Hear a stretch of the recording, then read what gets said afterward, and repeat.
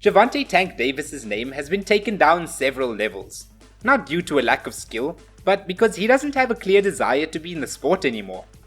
In his last fight against Lamont Roach Jr., Tank had looked like less of a special fighter than ever before. Roach, who had fought Tank once before in the amateurs, had stepped up a weight class to fight for Tank's 135-pound belt. The early rounds looked a lot like most of Tank's fight, with Davis starting slow to feel out his opponent.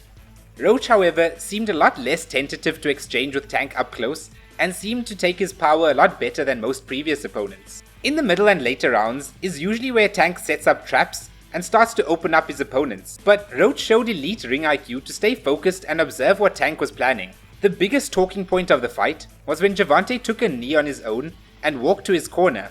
As taking a knee results in a knockdown, Lamont stopped and the referee started the 8 count as Tank went to his corner and asked to get his face wiped down by his team. Tank then went to the referee to tell him to stop the 8 count as it's not a knockdown.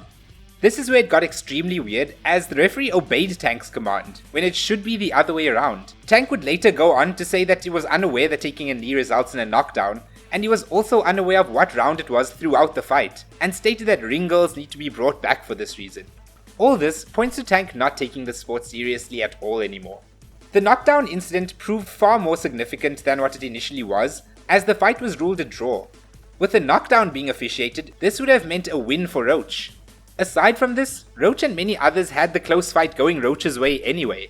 This feeds into one of the most frustrating aspects of boxing, which is the judges and referees siding with which fighter has more star power. Moreover, this had fed into Tank's narcissism, which is already at the point where he feels that he has more say in the fight than the referee.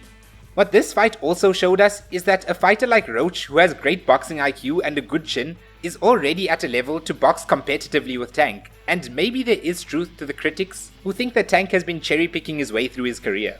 This will give a lot of confidence to the other 2 champions of the division, Shakur Stevenson and Gervonta Davis, who has already stated that the time is here for them to end Tank's reign over the division.